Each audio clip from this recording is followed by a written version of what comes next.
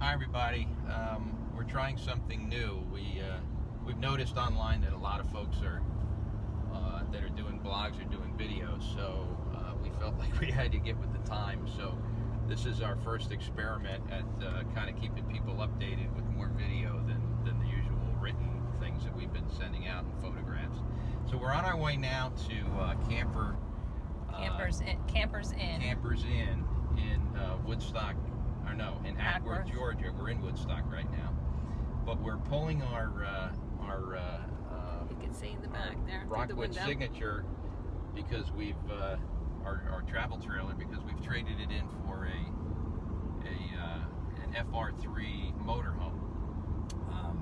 We wanted to kind of tell you what we're doing. We're kind of show you it when you drive up there. We'll show you some videos, but we thought we'd go over a little bit of why we decided to do this. We love our F-250 truck and our travel trailer, our Rockwood Signature, but we started to think about the kind of traveling we're going to be doing in the near future, like come the next spring, and we started to realize that we had some problems with this setup. As much as we love it, it's not set up the best for how we're planning on traveling.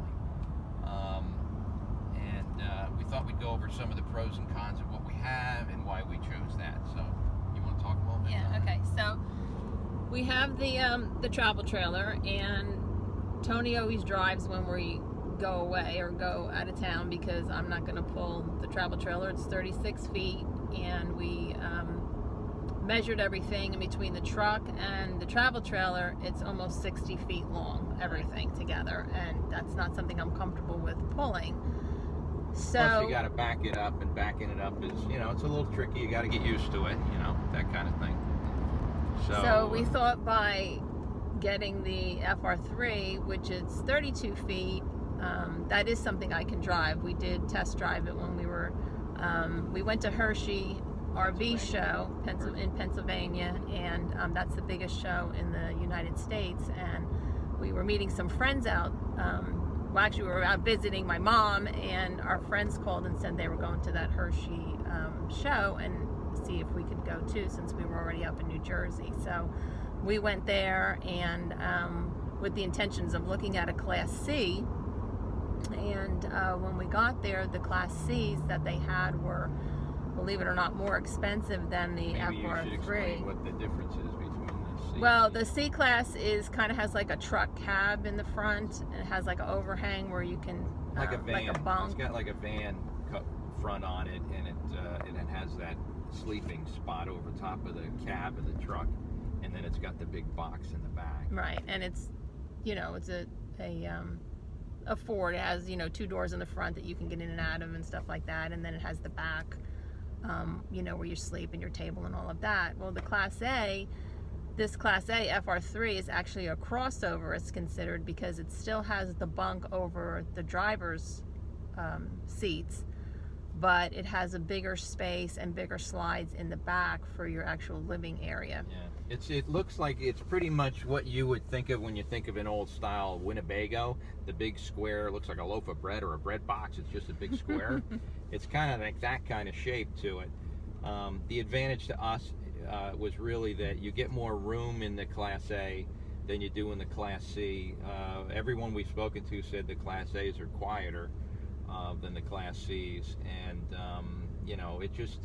it seemed pretty nice. It seemed pretty nice to us. So anyway, the advantages between that and the trailer were, like Donna said, it's just I'm exclusively driving if we're pulling a trailer. And it's 60 feet long, which means going into you need to get gas. I mean, you always have to, you're always wondering whether you're going to get in and out of the gas station. You're pulling down the highway, you don't know where you're getting off, and then all of a sudden you go, oh my God, this is going to be a trip getting into this gas station. Well, the feeling is that when we have something that's 32 foot long, it's really just the size of a straight job truck. So we thought it would be a lot easier to handle. Plus, in the Class A, it's one button leveling, whereas it's a lot easier to set up. You just hit a button and it levels itself out. Where the trailer, obviously you got to disconnect it, then you gotta, you gotta get out all your leveling things. It's a lot more involved. So it's that, and when we feel we're going to be traveling where you want to stop overnight and then just get up and go in the morning. Like if I'm going all the way to California, it's just easy to pull off, stop, hit a couple buttons, you're set up, drop it down in the morning, and you're on the road again. Plus, we want to take advantage of some of these places that'll let you sleep overnight, like at Walmart parking lots and Bass Pro Shops, and I think Cabela's, I think, was another one, or a restaurant, Golden Corral, I think maybe was one. Another one, Cracker Barrel. Cracker Barrel. Some of these places will let campers just stay overnight. Now, you could do that in a trailer, but the advantage is that we could, if we don't have to get out, we can just kind of pull in.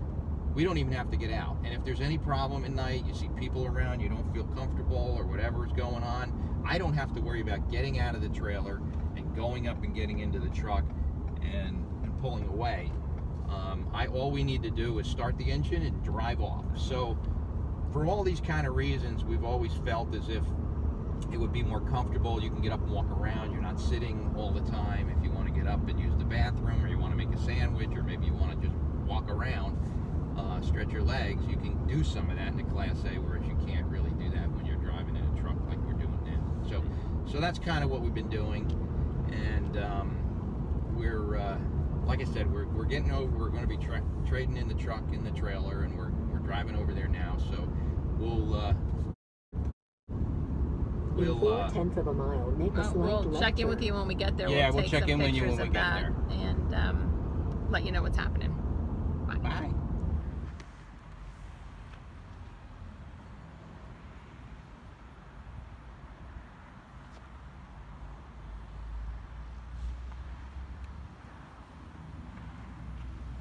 Here, we're at Camper Inn RV. This is the rig we're trading in. We're going to be moving into our brand new FR3 motorhome very shortly.